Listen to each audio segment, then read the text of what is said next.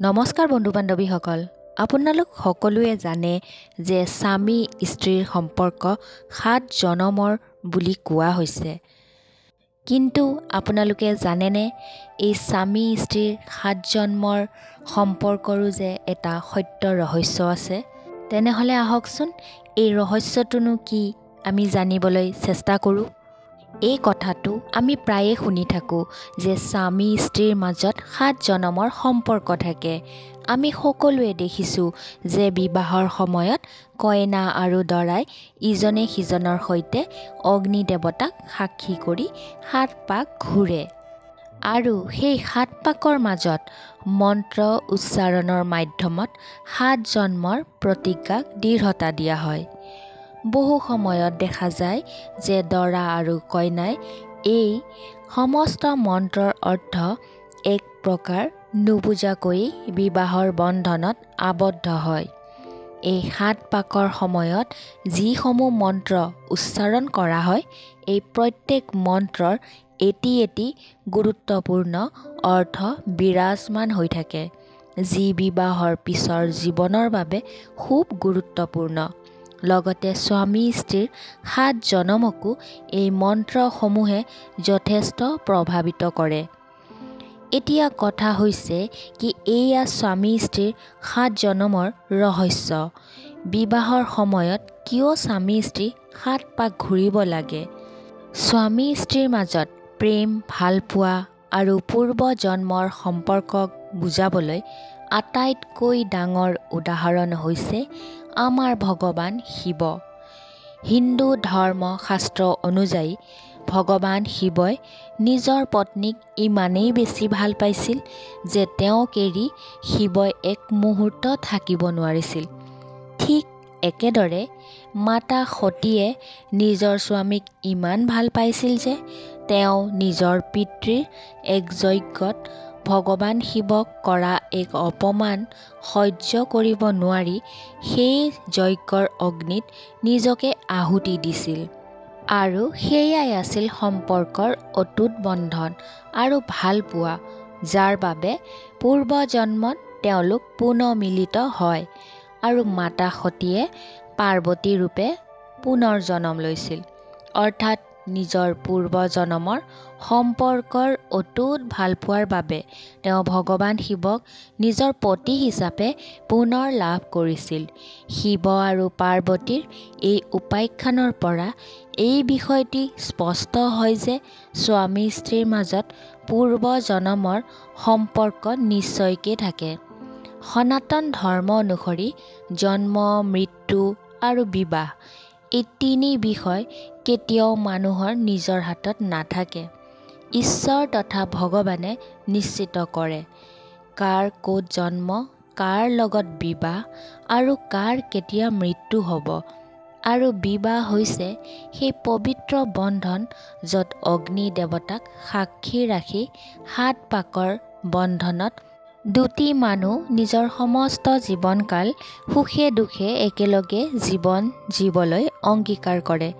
বিবাহ মানে মাত্ৰ দুজন মানুহৰ মিলন নহয়, দুটি আত্মাৰো মিলন।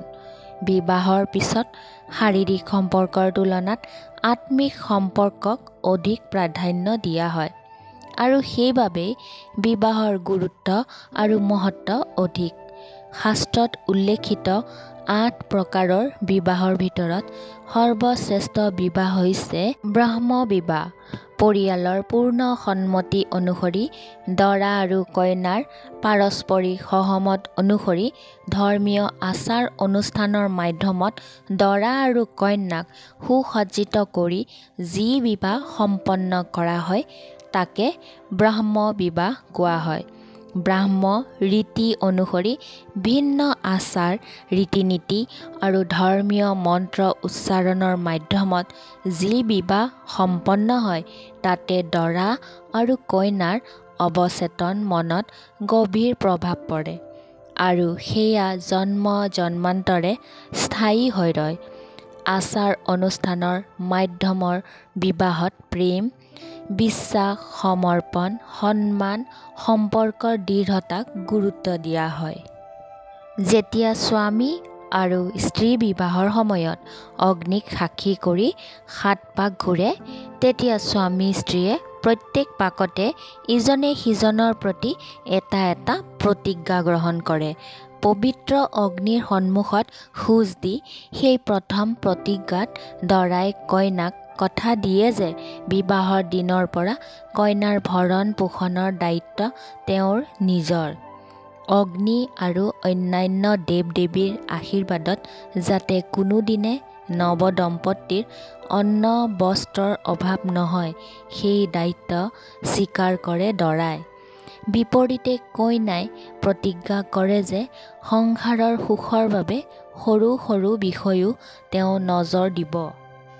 দ্বিতীয় পাক ঘূৰাৰ সময়ত কইনা আৰু দৰাই ইজনে সিজনৰ প্ৰতিজ্ঞা কৰে যে তেওঁলোকে জীৱনৰ সমস্ত উত্থান পতনত ইজনে সিজনৰ সৈতে থাকিব।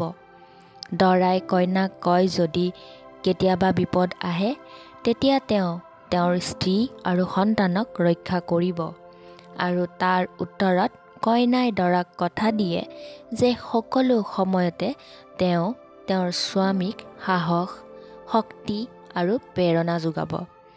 তৃতীয় পাকত দৰা আৰু কইনাই ইজনে সিজনৰ পাৰ্থিৱ সুখৰ প্ৰতি সদায় সচেতন হৈ ৰ'ব বুলি প্ৰতিজ্ঞা কৰে, লগতে আধ্যাত্মিক পথৰে ইজনে সিজনৰ সৈতে খোজ দিব বুলিও কথা দিয়ে। চতুৰ্থ পাক ঘূৰাৰ সময়ত দৰাই কইনাক কথা দিয়ে যে তেওঁ সদায় নিজৰ স্ত্ৰীৰ মান সন্মান ৰক্ষা কৰিব, আৰু বিপৰীতে কইনাই স্পষ্ট কৰে যে তেওঁ সকলো সময়তে নিজৰ স্বামীক মৰম, ভালপোৱা আৰু সন্মান প্ৰদান কৰিব। পঞ্চম পাক ঘূৰাৰ সময়ত দৰা কইনাই একেলগে দেৱ-দেৱীৰ সৈতে প্ৰাৰ্থনা কৰে যাতে তেওঁলোকৰ সংসাৰ আনন্দৰ আৰু সুখৰ হৈ পৰে, নিজৰ সন্তান যাতে সুস্থ থাকে।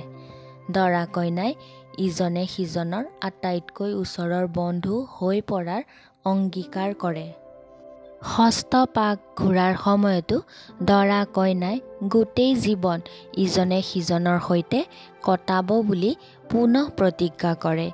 এই 7 পাকৰ শেষ পাক ঘূৰাৰ আগতে দৰাই কয়, এতিয়াৰ পৰা আমি স্বামী স্ত্ৰী হ'লোঁ, এতিয়াৰ পৰা আমি এক হৈ পৰিলোঁ, আৰু কইনাই সেই কথাত সহমত পোষণ কৰে।